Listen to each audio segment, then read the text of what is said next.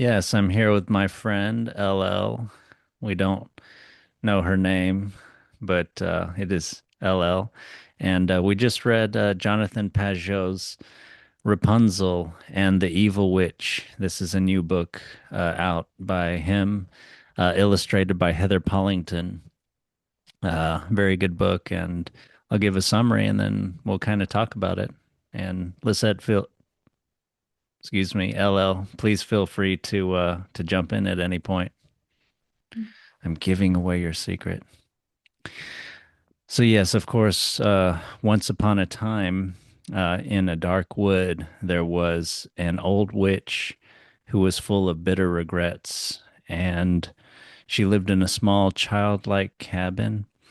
And her one small joy was her cabbages, called in her native language Rapunzels, that were green flowers that she paid relentless attention to.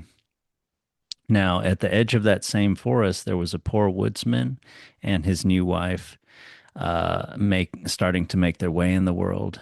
And his new wife was pregnant, and as pregnant women often have sort of strange cravings, she desired Rapunzel's. And the woodsman unfortunately had no money for these, and they became kind of an obsession of hers. One day, while cutting wood in the forest, he chanced upon the witch's home. It was and noticed it was strangely childlike in size and other features. And he took one of those Rapunzel cabbages, and as he left, he heard a voice say, "Do it again, and I'll take what's most precious to you." And that night, he gave it to his wife, and she dreamed dreamless, pure sleep. A few days later, she again desired some Rapunzel cabbages, and the woodsman walked by the house a few times over the next several days. And one day he walked a little too close, and the witch came out, and he pleaded with her for his wife's sake. And she proposed a deal that they trade the cabbage for his firstborn. And he went home and he told his wife about that. And of course, the answer was no. But again, that night, she had bad dreams, restless sleep, and in the morning asked him again. So he went back to the witch's house, and he gathered in his arms as many of the cabbages as he could carry. And the witch was there, and no words were exchanged, but there was an understanding, of course, between them. And he went back home, and his wife ate those, and once again, they had a peaceful and happy home. After a while, their baby was born, and amidst all the activity around that, they forgot their debt. But the witch reasons that they don't really deserve to have a baby. They chose the pleasures of the belly instead.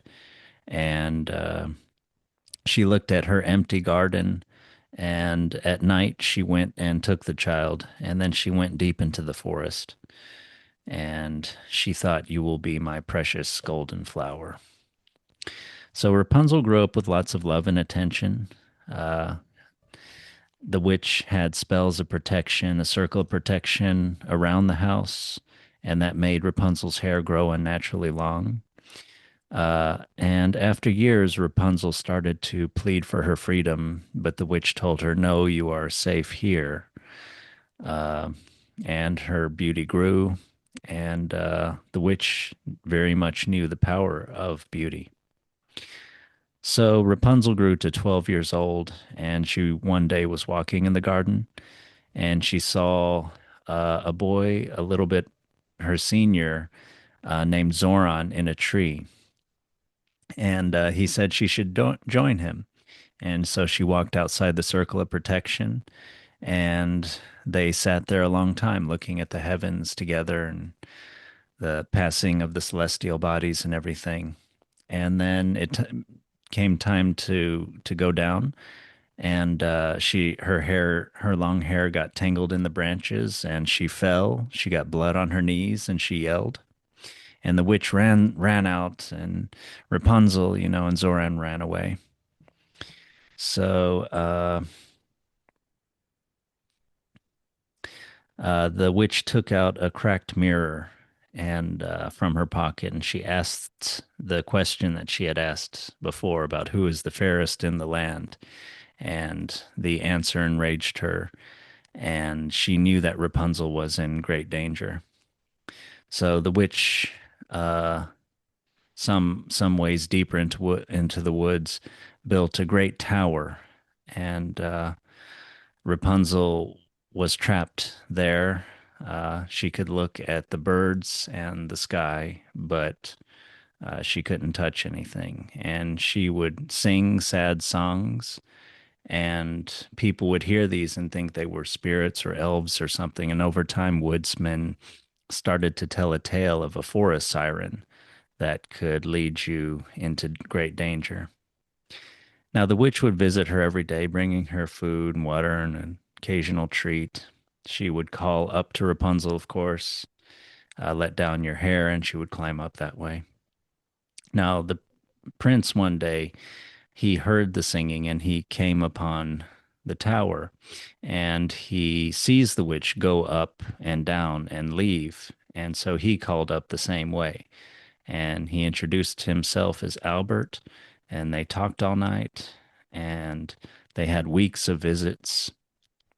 And one day, when the witch visits Rapunzel, she notices the change in her. And Rapunzel asks her again, "When will I leave?" And the witch said, "No, the world is cruel to beauty, but Rapunzel has grown bold from love." And the witch grabbed her by the throat, and she said, "You're never going to leave." And she made the thorns around the base of the tower grow high. Now Albert kept visiting, and one day he gave Rapunzel a flower that she put in her hair, and also her belly began to grow. And the witch, noticing this on one of her visits, struck her and cut her hair, realizing what had happened, that she had a male visitor, a husband. And she took her down the tower through a secret staircase and down a long tunnel, even deeper in the woods. And Albert came up uh, on the hair that the witch had dropped for him, and then when he saw her haggard face, he was shocked, and then she dropped him from the tower, and his crown dropped, and his eyes got pierced by the thorns, and he wandered for years begging, growing weak and frail and bitter, begging and telling people he was a prince and getting laughed at. And Rapunzel also wandered, and she found eventually an old childlike cottage, and it was kind of in ruins, but somewhere in the kitchen she found some Rapunzel cabbage seeds, and she cleaned up the place, and she started growing vegetables there, and she gave birth to twin boy and girl. And she got help also from an aging woodsman and his wife who lived nearby and who had been bereaved by the loss of a child they had endured a few years ago. And Rapunzel, you know, learned many things, and she learned to embroider patterns onto clothing, and she began to sing again. And the woodsman and his wife helped them to rebuild the house and the garden. And so the prince is continuing his wandering, and he's bitter. And he saw that there was a coronation of a new king, and he was telling the those gathered around that that should be me. And he wondered about his mother and his sister who was getting married to the new king, and they laughed at him. and he sulked away to the woods, getting cut, tripped, and twisted his ankle. And then he heard a voice asking, what's going on? And the prince says that I'm just going to wait here to die. And the hermit took him back to his cave. He nursed his foot. He heard the prince's story. And over the next several days, couple of weeks, the hermit is listening to him, talking to him, and spinning flax into cloth all the time. It's kind of the background of their conversations. And hermit says, I've heard a story recently. It's about this peasant boy who climbs up this beanstalk, and he sees this castle, and he goes in there and he plays a harp, and then he's eaten by the giant that lives there. And the prince corrects him, and no, that's not how the story goes. This is my story. This is the story of Jack. And of course, he took the harp away, and the hermit says, "That's right. Yeah, he wouldn't play the harp without taking it away from the giant first, and that'd be kind of like eating raspberries or something without plucking them from the thorns first." And then another day, the hermit tells him another story. A princess was chased into the woods by her stepmother, and she was tricked into a deep sleep. Uh, only to there was another story where the princess was chased into the woods by her stepmother, and then she was tricked into a deep sleep. Only a true kiss from a prince would awaken her. And so the prince searched for a while, and then he couldn't find her, so he just abandoned the search, went back home.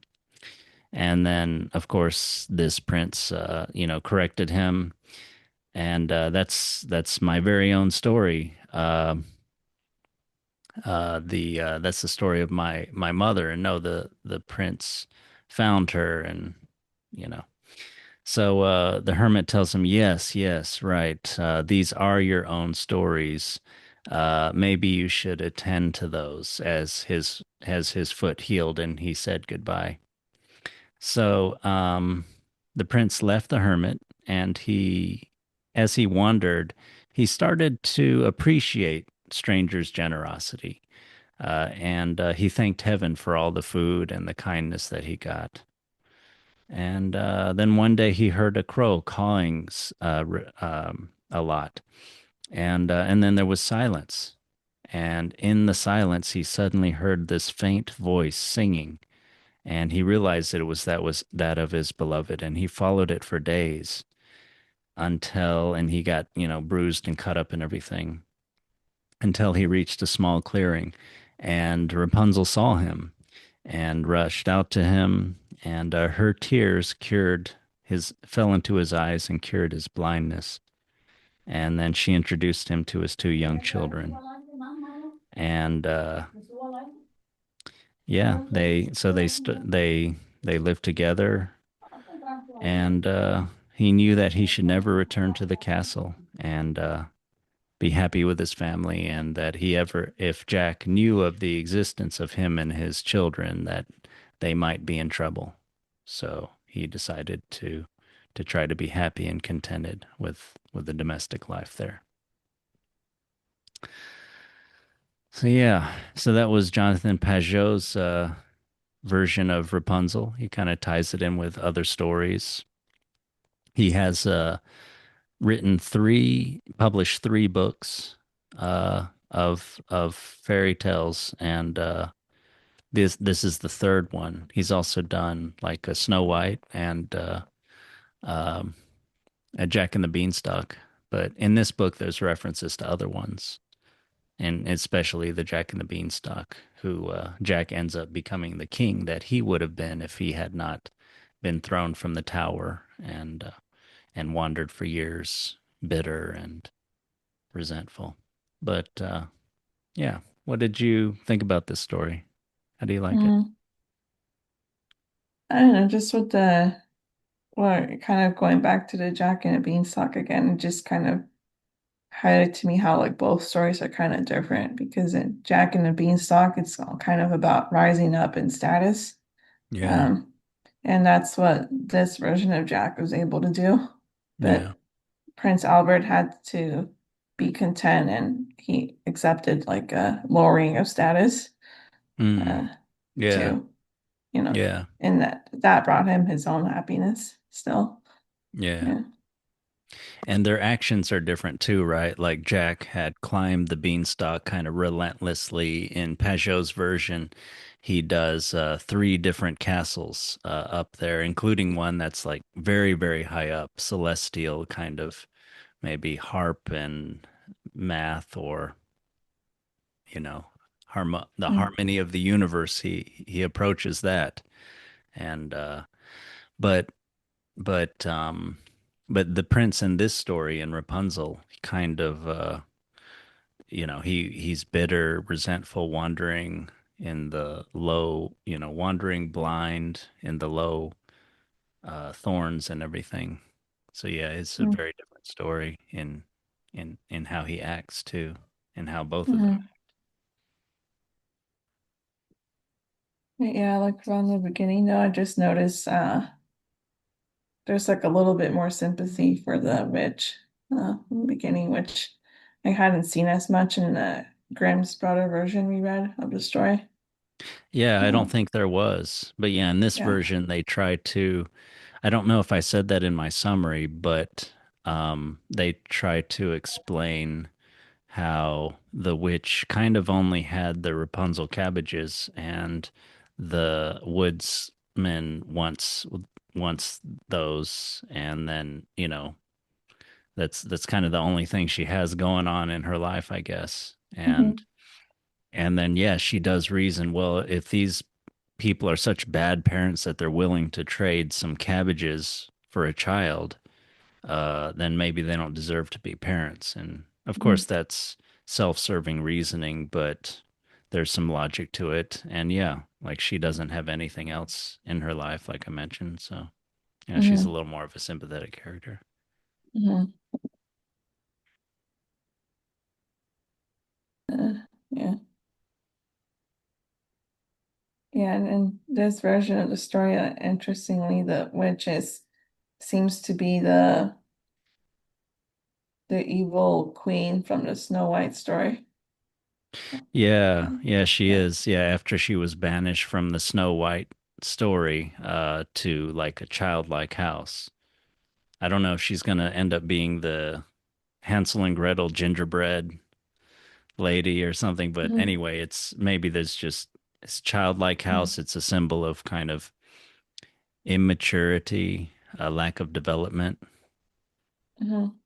It may be something just about yeah attract the strange allure or something, but like one who has their head screwed on straight would look at such a house and know like something's wrong there and to kind of stay away, you know. Hmm.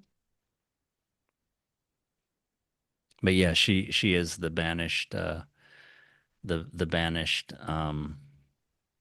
evil stepmother from Snow White, who was obsessed with beauty and using beauty and preserving it and not letting natural processes take effect, and including the passing of the generations. And you get old, and it's time for the young people, including your stepdaughter, to, Hmm. you know, have their moment in the sun, have their enjoy their beauty and love and everything.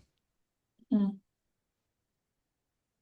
And once she's at this stage of her life, it seems it's kind of a continuation of her imbalance. Um, so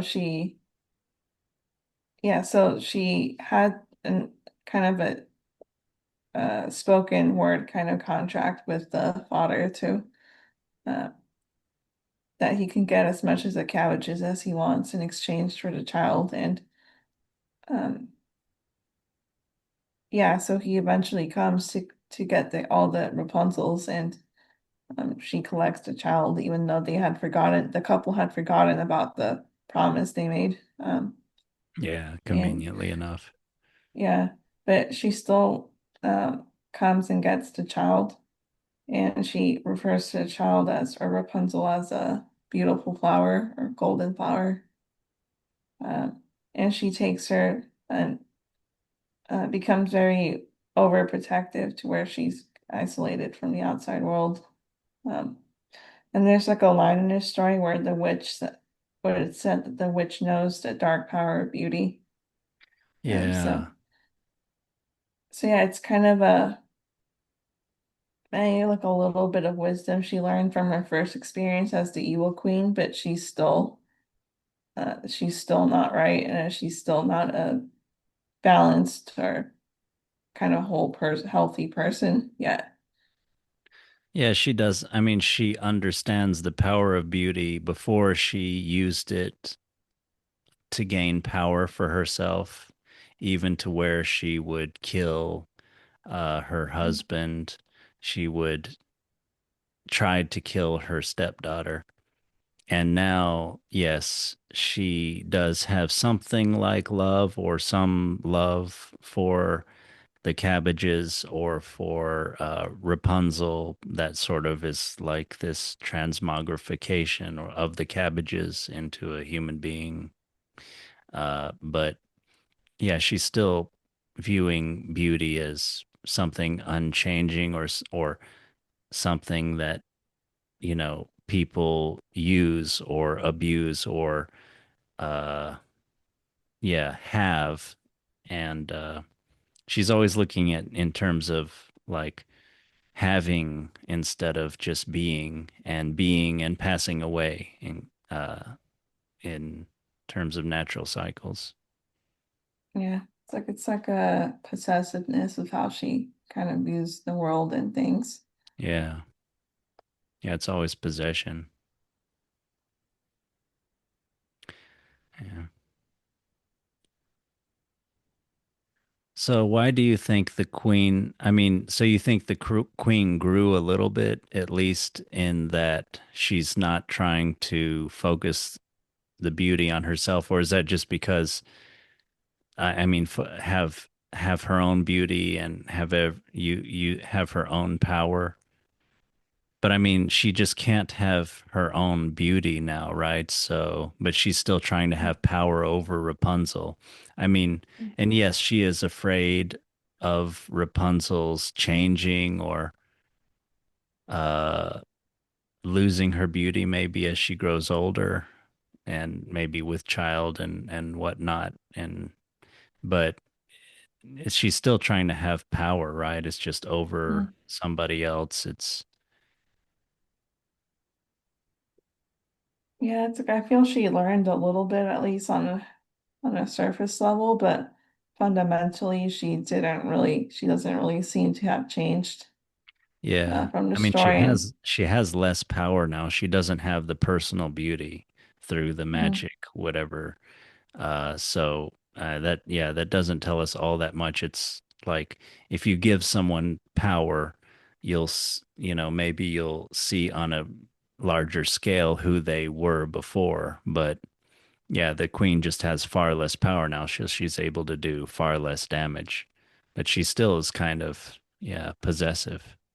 Even mhm, with the rampion or the Rapunzel cabbage, she wasn't it doesn't show her eating it ever. She's always tending it with, the book says something like relentless attention or something.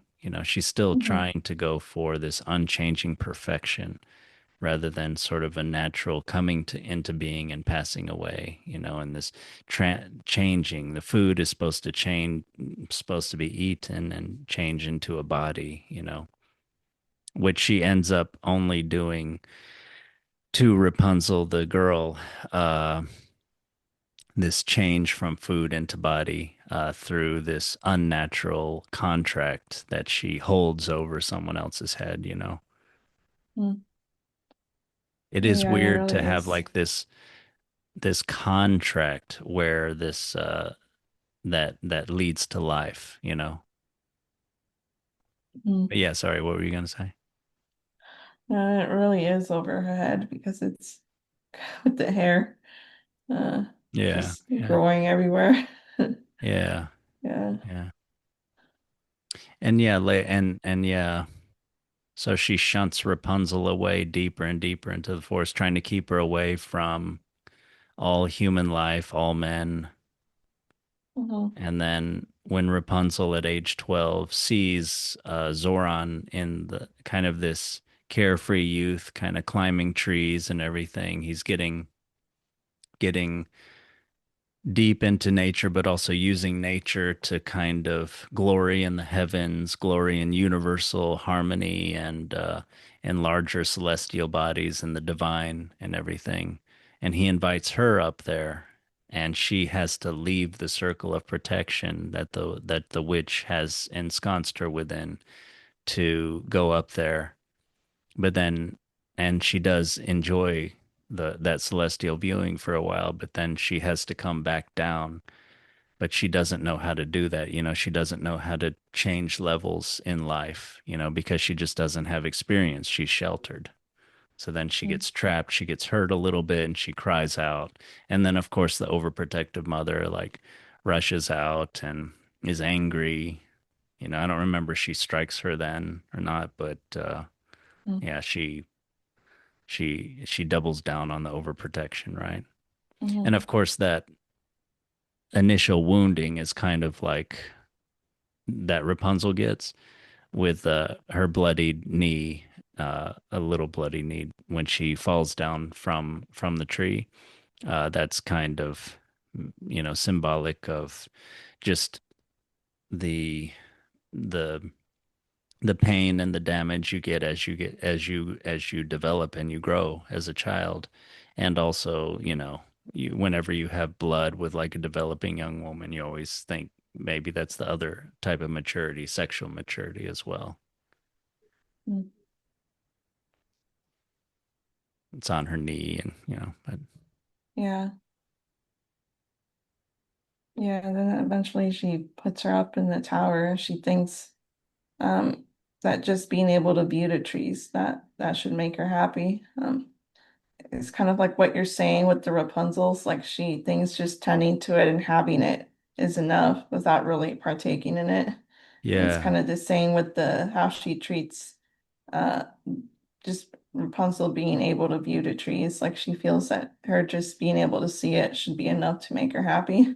Yeah, exactly. Yeah, she doesn't want there to be any consumption in life, any sort of transformation, which is, when you consume food, it transforms into your body.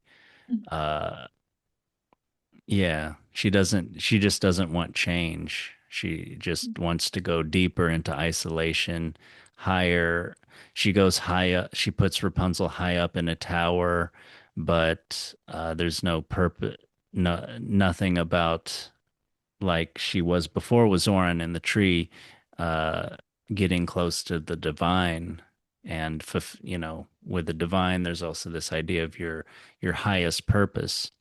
But now it's to keep her away from any of the lower purposes, any sort of mixing with other human beings, and yeah, any kind of change.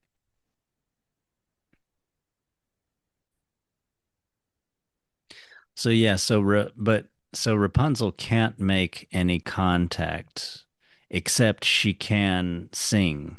She can't be Mhm. seen, she can't talk to people, but but now she can at least sing. So she sings these haunting, melodies, these sad melodies over the woods, and people hear this a long way away. It kind of shows the power of Rapunzel. It's like her beauty would otherwise be told of far and wide, but since she can't be seen, only her song can be heard, but that's also far and wide. Mhm. And of course, it's people tell tales about it. They don't know what it is, and woodsmen think of it as siren because it is an attractive kind of song. Mhm. And but eventually it does attract a prince, and it views the witch going up and down visiting Rapunzel, and so he uses the same message to Rapunzel, and she brings him up, and Yeah, they visit and they start to fall in love. Yeah. Yeah, I just think it was probably the Zoran kid she met earlier, right? Yeah. Is it? That's what I I'm didn't guessing. I didn't even think of that. Like maybe he just had a fake name to hide that he was royal or something when he met. Hmm. Yeah, I did wonder why they had this Zoran kid and then so if it is Zoran, I mean he ran away the first time when the witch cried out for Rapunzel. Yeah. So maybe there's this idea he understands the danger of the witch. And again, when the prince for at the tower sees the witch, he kind of stays away until she goes away. Mm-hmm. But anyway, both of those seem to indicate the danger of the overprotective mother, and Mm-hmm. but she is effective. She does keep away men from her daughter. Yeah. Yeah. So yeah, he keeps on going and then he gives her a flower to put in his hair. And they don't think much of it, but when the witch comes to visit Rapunzel again, she notices the flower and then Yeah, of course. notices that she's pregnant. I mean, And she's so sort of that's strange. paranoid. So when you're Yeah, paranoid, you're going to notice any sort of little sign. That's yeah, part of the probably the function of paranoia. yeah, But also, yeah, her yeah, belly's growing anyway. So I mean, it's got to be kind yeah, of obvious. yeah. So I think the flower was just symbolic of the fertility and that Rapunzel's like a young woman, Yeah, and that yeah, the witch wasn't able to stop that. yeah, Um, yeah, and that's adornment too. So yeah, um, there's probably something about how long Rapunzel's hair is, and that's from the unnatural sort of protection that she's given.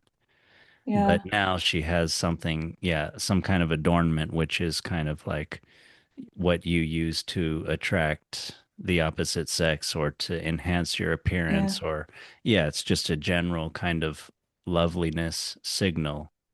Mhm. Yeah, it's like the hair also got me thinking that it was just maybe kind of a symbol of her vulnerability, kind of in a way, since Yeah. like I watched an interesting video where a Navajo guy was saying how in the culture, like hair is very spiritually powerful, Mm, and so much so that yeah, they grow their hair long and rarely cut it. But mm, they also believe that if you leave it exposed, it makes you vulnerable.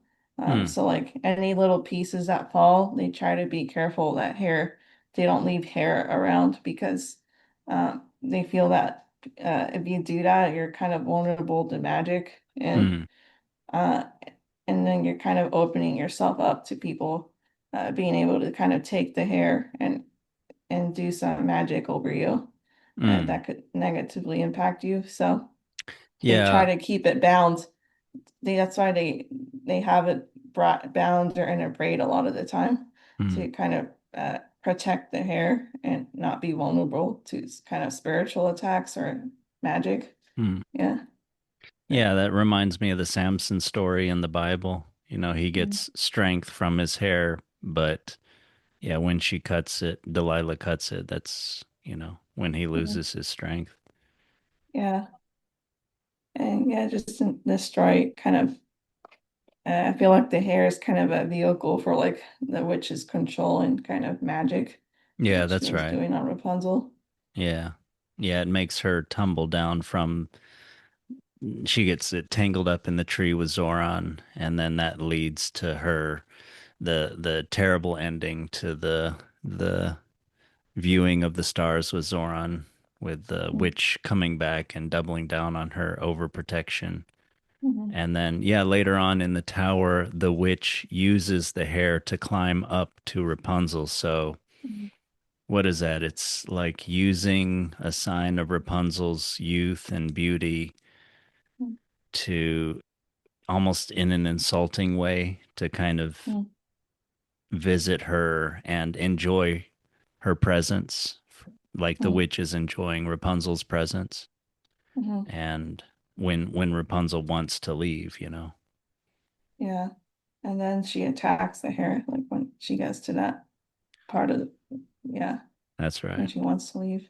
Yeah, well, no one else can use your hair, right? Only Yeah. me. And then the prince Yeah. is using her hair, and that's no, that's not acceptable. And then she cuts Rapunzel's hair, and then she uses Rapunzel's hair to lure the prince up there and then drop him down and blind him and ruin his spirit and everything. Mm-hmm.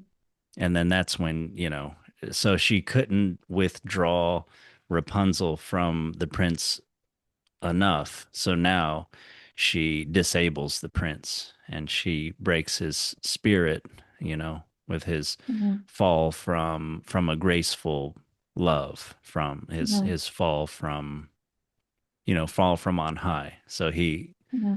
literally falls and he also, as you pointed out, falls in status and he's now a pauper that's laughed at for thinking that he's the prince.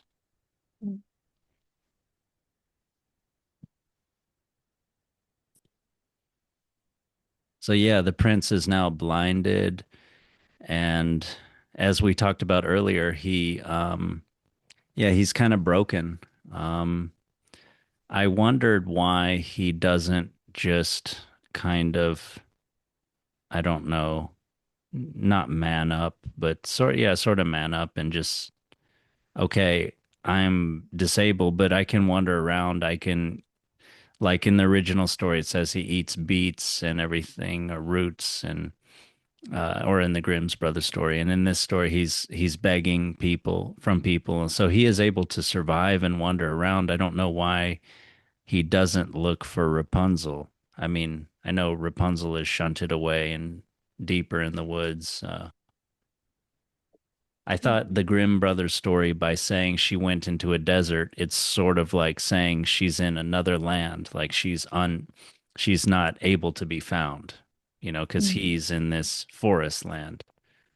But it seems like with this story, she's not all that far away. It's just this story emphasizes the prince's disability of body and mind, and Yeah. even his being blinded is more, more metaphorical than literal, probably, since he is cured by tears of love. Yeah. Yes, I think just like when he learns to have gratitude, like you said, it's like it's spiritually he's opened and he's able to see things more clearly. Yeah, and I think that's right. I mean, I think when you don't have gratitude, yeah, you can't. And this even applies to my own life, I think. And I'm not all the way out of this blindness, but um, yeah, yeah. When you're bitter, you're thinking about what you lost. He loses Rapunzel, and he's losing, and then loses his kingdom, and loses his father too. Mm. Uh, and it seems like he's obsessed with this and kind of, you know, fecklessly just telling people randomly about it without trying to, do something about it. Yeah. Eventually to the point where when Jack is coronated into the kingship that he was supposed to inherit, he stumbles off into the woods and is ready to just die. And Hmm. then, of course, is saved by the hermit who lives in the cave, kind of a Hmm. motif. Yeah. Yeah. I think that's why like when he recovers and he's ready to leave, that's why the little hermit tells him to attend to his story because he's been passive a lot of the time. And Yeah. Yeah, he's been yeah. passive, and the mistellings of the story that the hermit gives him uh kind of can teach him, but also they show the reader that hey, he had this knowledge all along, he just wasn't using it. Hmm. Like when the hermit tells him Jack's story, but ends it in a stupid way with Jack just playing the harp and then Yeah. in the giant's castle and then getting eaten by him. The prince corrects him. Of course, that's not the story. And it's like, okay, if you know these real wisdom stories, why aren't you applying them to your life? Mhm. You know, I guess, I mean, he's overcome with the bitterness and resentment. Yeah. Yeah, and like I kind of speculate maybe the hermit already knew those were false versions, but he was Of just course, he trying to kind of ignite a fire. of course he Yeah. did. Yeah, he's trying to get a reaction out of Yeah. him. He's trying to wake him up a little bit. I mean, that's in a way why he's blind. He's blind. He's kind of like asleep. He can't see. He's living in this world of illusions of, just feeling sorry for himself, wandering around, not realizing that he can reclaim his love. He could probably reclaim his throne.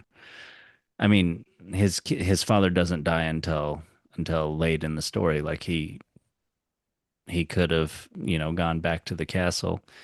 He could have been thankful for the people that did help him, but he's only thinking of the people that laughed at him with his crazy stories. But yeah, yeah, it does make sense that he's not able to hear her voice. He's not able to find love again until he gains some wisdom and self knowledge that he already had inside of himself. But it takes the hermit to kind of bring that out to him, to provoke him a little bit, to bring that out to him. And the hermit gives him a reminder to remember your stories when he leaves. And then, so he has gratitude, and so he has wisdom from the hermit, and then he has gratitude with getting alms from the people and sort of mixing with the people and understanding, the little kindnesses and goodnesses that are all around you, which he never realized. And then he's ready to finally hear the voice of love.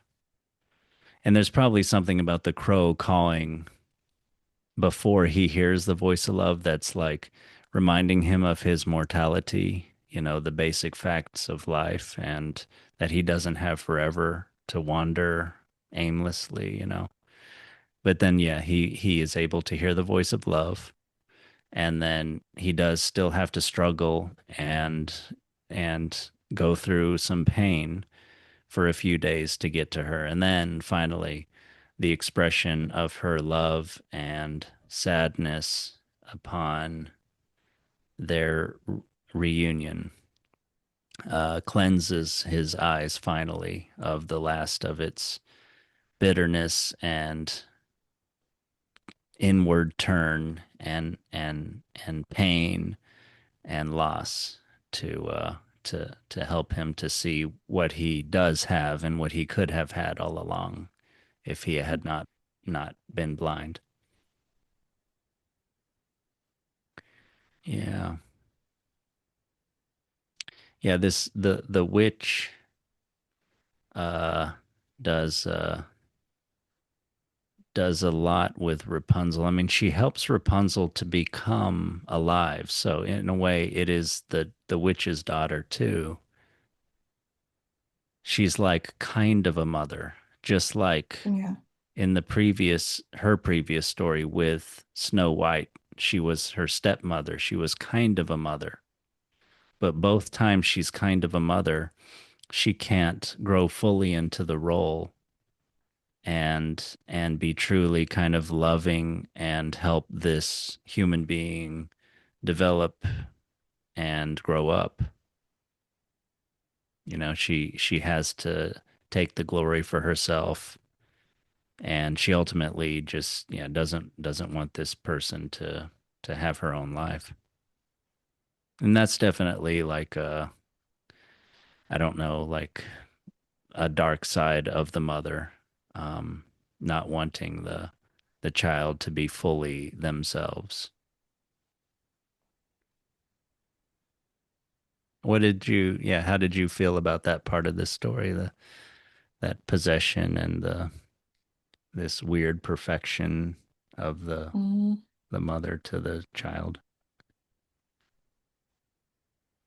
I don't really, yeah, I don't really have really different thoughts from beyond what you said, but just that, she kind of disappeared from the story when she dragged her from the castle. So it seems she didn't really fundamentally change as a person, and she's just kind of, I don't know, maybe she'll move on to be a part of the next story, but she didn't seem to have learned from this story. And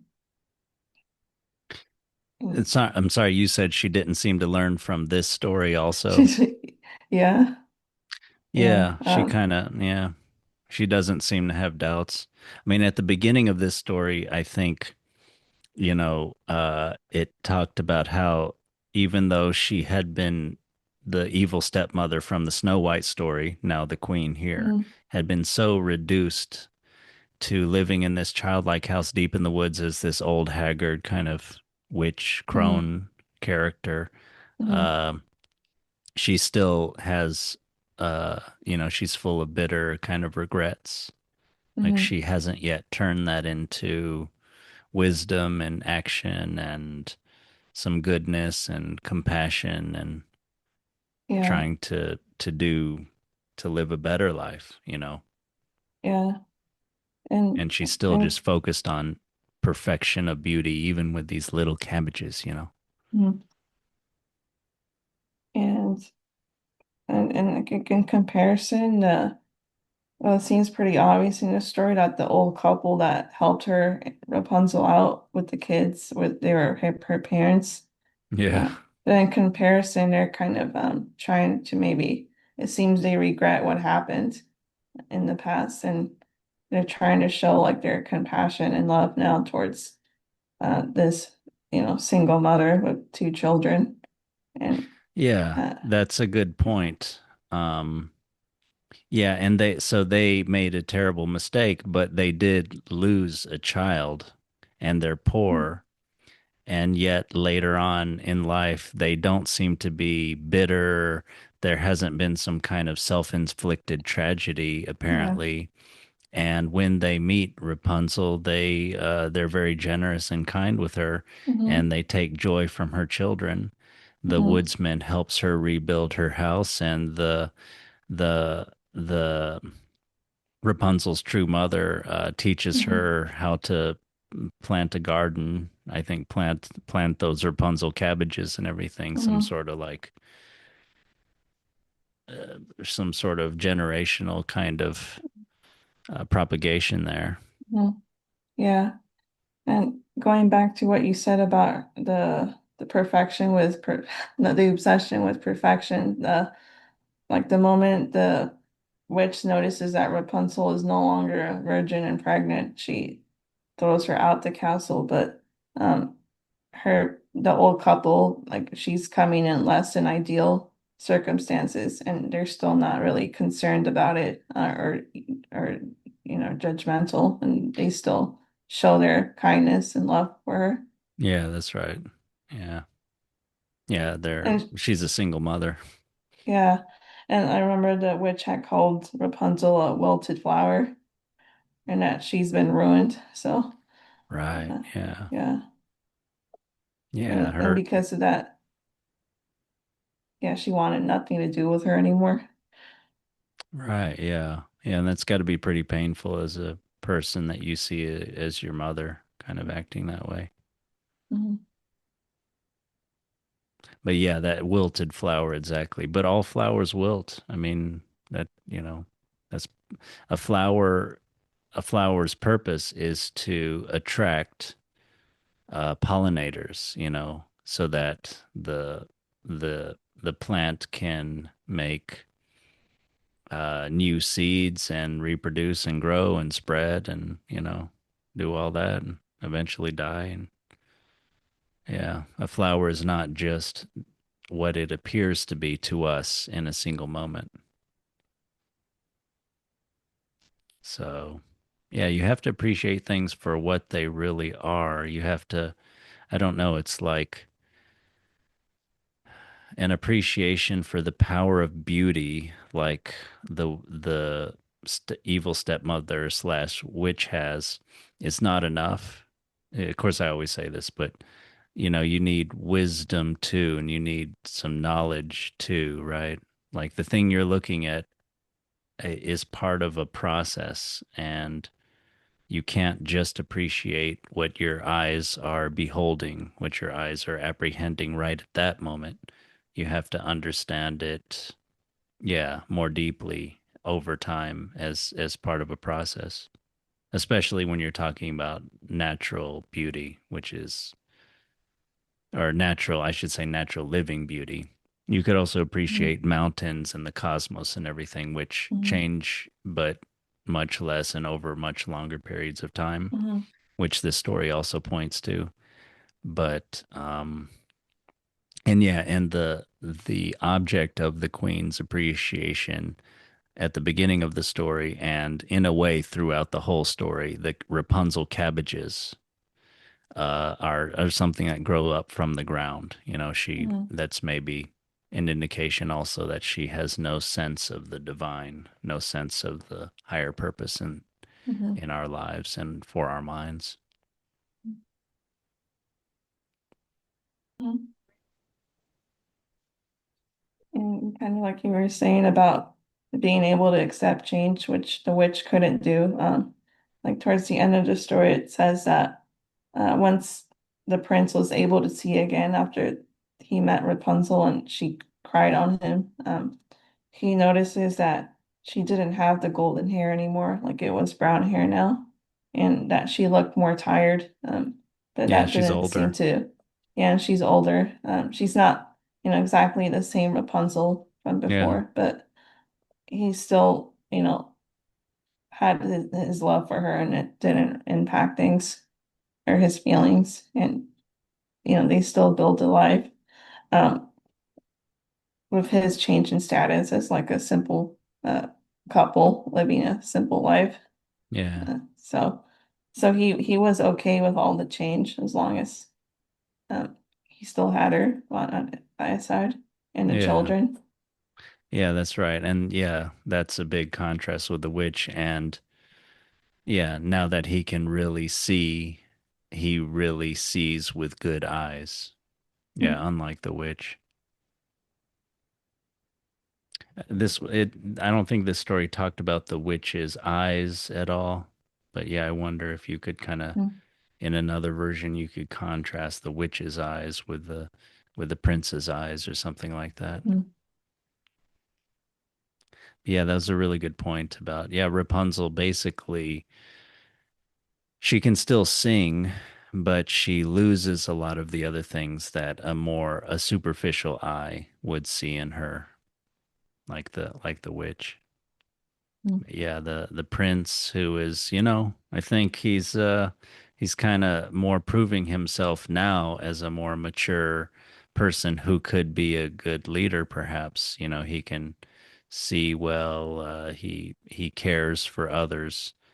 Uh but now he's you know, just accepting his place. Although I think there's a hint, of some kind of, or there could be some kind of, I don't know if there's a hint of it, but there could be some kind of clash later on Mhm. between him and the peasant usurper Jack, the thief Jack. The social climber. Yeah. But anything else you want to talk about with this story? Mm, not so far. Yeah. But yeah, I liked this story. I liked unpacking it. But people should check it out. Jonathan Pageau's Rapunzel and the Evil Witch. It's also beautifully illustrated. Okay, well, until next time, LL. Mhm. Okay, sounds good.